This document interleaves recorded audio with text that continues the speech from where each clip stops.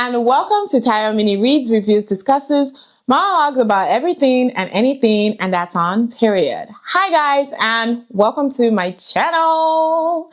So, now that we are in a new year, or now that we're going to a new year, depends on when you're seeing this video. There are some books that I have had on my shelf that I have wanted to read for a very long time. Now, these are books that are they're super old books. Well, when I say super old books, I mean, they came out like 3 years, 4 years ago. They're not new releases, or maybe some of them are. I mean, not exaggerate, but they are, backlist books. That's how, you would kind of term them. And so I have a bunch of books. I want to go through all of them. I haven't read them, but I want to finish reading them before the end of 2026. And what I also did was I realized that in all of the books that I read in 2025, I did not have a lot of diversity, in my books. So, well, that's because I mostly read fantasy. And fantasy is about fantastical islands or imaginary places. But, there could be some leanings that is familiar to our modern day life. So that's basically what I mean. But anyways, here are the books. So they're going to be in different kind of settings, different categories. And I'm super excited to see how much I'm going to love these books as I start getting into them. But without talking too much, here are my, anticipated reads for 2026, Backlist edition.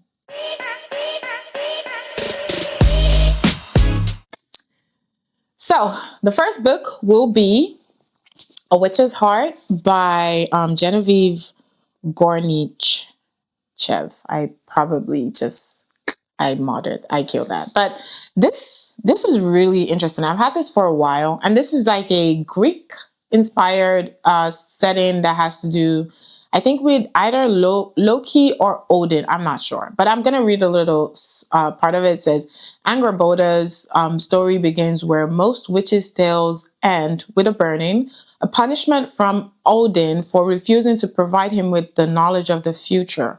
The fires leave Angrboda injured and powerless, and she flees to the farthest reaches of a remote forest. There she is found by a man who reveals himself to be Loki, and her initial distrust of him transforms into a deep and abiding love. So, actually, it says their union produces 3 unusual children, each with a secret destiny who Angrboda is keen to raise at the edge of the world, safely hidden from Odin's all-seeing eyes, or eye. So that actually sounds good. I'm like, why haven't I picked this up? Like, this is Greek inspired, has to do with Loki. Like, come on. So it's actually not a super big book. It's about 300 pages, and it came out, let's see, how long ago? It came out 2021. That's not too bad. So yeah, hopefully I get to pick The Witch's Heart, and I will come back and give a report on if I liked it or not. Now, this is a different, completely almost different kind of book.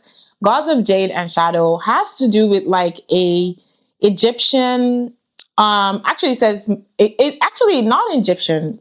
Why did I think it was Egyptian? Maybe because it has like no, I don't know why I always thought this was Egyptian. It's actually a Mexican mythology. So it says a young woman and a Mayan death god embark on a life-changing journey in this one-of-a-kind fairy tale inspired by Mexican folklore. It says the jazz age is a time of daring dances and fast music, but not for Cassiope Chon.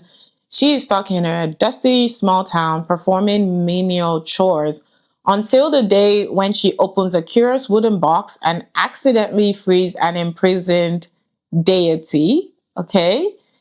Wow, this is talking about, I don't want to say everything, but it says her cross-country odyssey will take her from the jungles of Yucatan to the bright lights of Mexico City. I have been to Yucatan, so I know exactly what they're talking about. So I'm like 100% more interested to actually read this. I have had this book for a while now. And this is actually by Sylvia Moreno Garcia. I've never read any of her books before. This came out 2020, and I cannot believe it. I swear to God, this was not even planned. But what? What is this? I have a second silver Moreno Gus. This is a sign. Honestly, this is a huge, huge sign. Okay, let me just get into it. So, this book, the reason why I added this because I did not buy this book. My good friend gifted me this book. She traveled to Portugal and she went to the oldest bookshop in the world. They actually have been open since I don't know, like 1914 or something. Like they've been open for a really long. I'm gonna put the dates below. But the name of the bookstore is called Livrarian Bertrand, and it's in Lisboa, Portugal. So I have a seal here that says Bertrand. It says, "We hereby certify this book was bought at the oldest operating bookshop in the world." Isn't that the cutest gift? But I like she just was like, she was like, "Oh my God, I hope I bought a book that you would like." And when I saw it, I was like, I mean, yeah, it sounds like something I would like. It says the daughter of Dr. Monroe.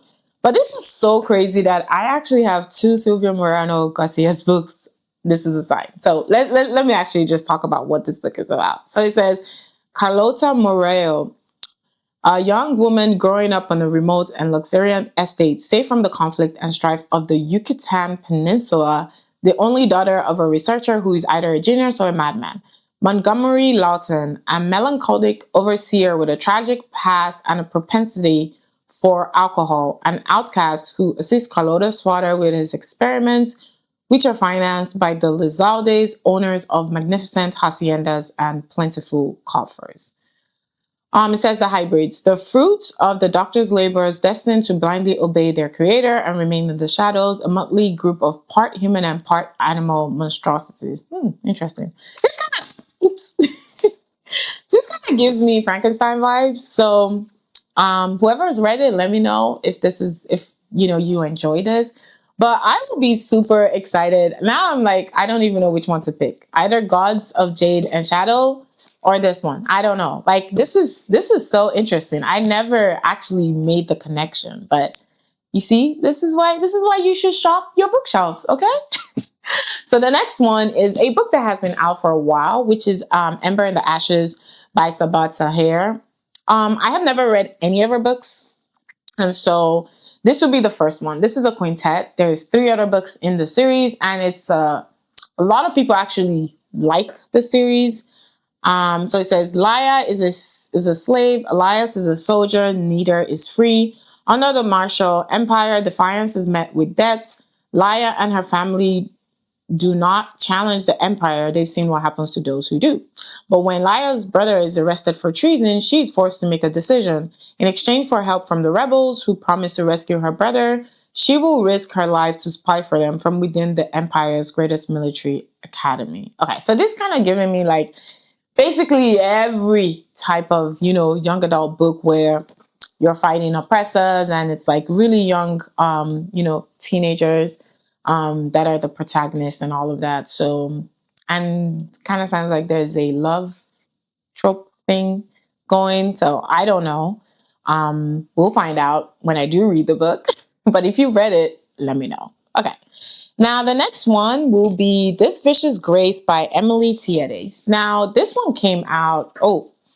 I actually have, I have the receipt. I have this weird, I don't think it's weird, but I have this habit of keeping my receipts in the books when I buy them. And I actually bought this in 2022. Wow, that's sad. And I bought this for $9. This was from Barnes and Noble. They were having a sale.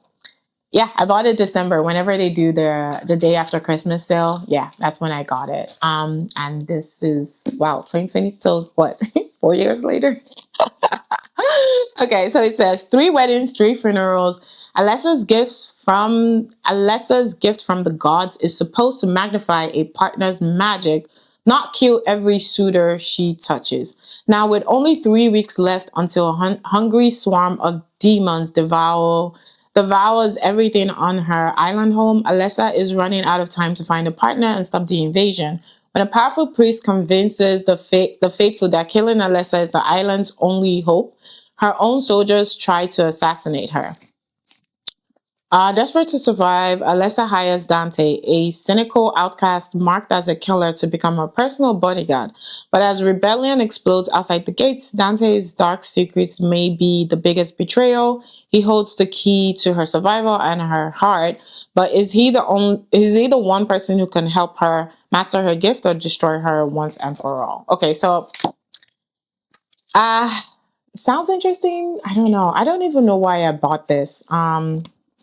But you know, it did have like a lot of like, it was like a YA best book club thing. I'm not sure. If you've read it, let me know. Maybe that's why I just haven't read it, because I've bought it for a long time now and I just never picked it up. But let me know if you read this and you liked it. What did you think? Should I pick it up? So the next book will be Kaikai by Vash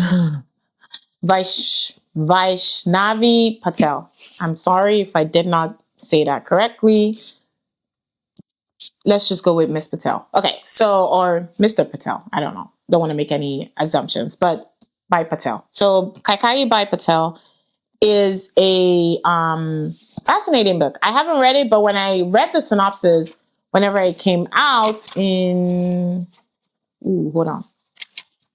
It came out in 2022. Okay, again, 2022. What was going on that year? I don't know.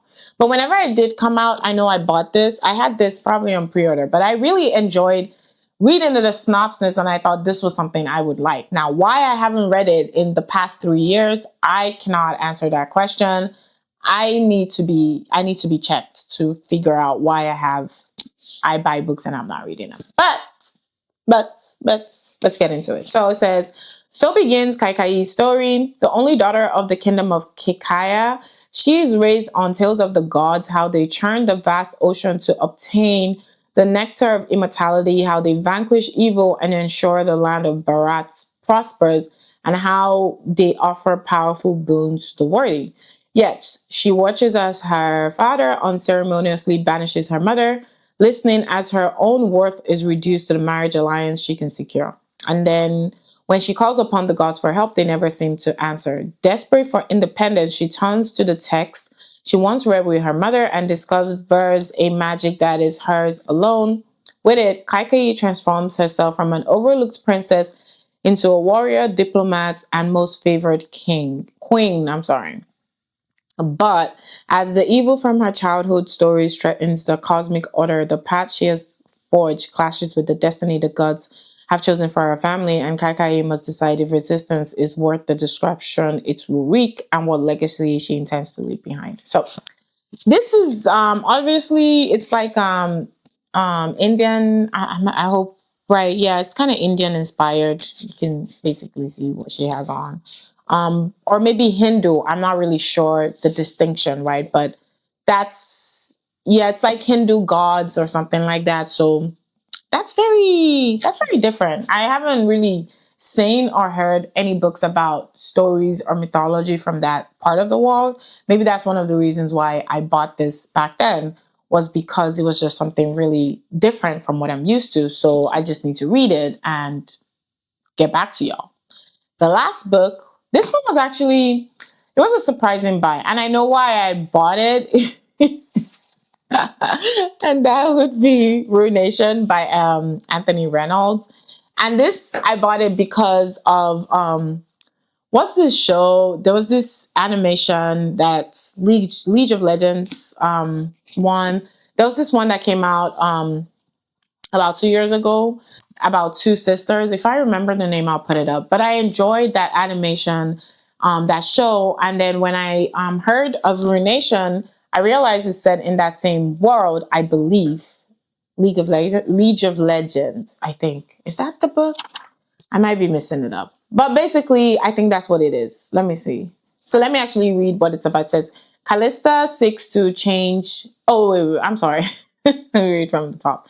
Camavor is a brutal land with a bloody legacy where the Empire's knights go, slaughter follows. Callista seeks to change that. Her young When her young and narcissistic uncle Viego becomes king, she vows to temper his destructive instincts as his loyal confidant, advisor, and military general. But her plans are thwarted when an assassin's poisoned blade strikes Viego's wife, Isolde, affecting her with a malady for which there is no cure. As Isolde's condition worsens, Viego descends into madness and grief, threatening to drag Camavor down with him. Callista makes a desperate gambit to save the kingdom. She searches for the long-lost Blessed Isles, rumored to hold the Queen's salvation if only Callista can find them. But corruption grows in the Blessed Isles capital, where a vengeful warden seeks to ensnare Callista in his cruel machinations. She will be forced to choose between her loyalty to Viego and doing what she knows is right, for even in the face of utter darkness, one noble act can shine a light that saves the world. So, yeah, I bought this because of, like I said, I watched that, I think it was like a Netflix show that was set in the League of Legends world. And so, I'm trying to make sure that that's the right show, but I can't even remember. But this was a long time ago. This came out, let's see, it came out 2020. Wow. Anyways, yeah, so Ruination is on my list. And I'm hoping, that I will read it in 2026. But yeah, those are the books that I have on my radar to read this year. Could be anytime. I don't know when, but yeah, these are, I think that this is a good mix that promotes diversity. We have two books that are Mexican in their background. This is probably, this is Greek, obviously. Oh, let me put that in frame. Okay, yeah. This is Greek. This is maybe fantasy. I'm not really sure the leanings. It's giving like a Louisiana kind of vibe. I might be wrong. Doesn't really have any, I don't really know. I don't have any comp for this. This is obviously like a League of Legends book, and this is set based on Hindu or India leanings, whatever you might call it. But yeah, those are some of the backlist books that I hope to get to in 2026. Wish me luck. Hopefully I do read them, and I will come back and I guess report back and see how much I like them. But let me know if you've read any of these books. Did you like them? Or what are some books that are out of your comfort zone that you're willing to read in the new year? But yeah, thank you for watching, and I'll see you guys in my next video. Until then, bye.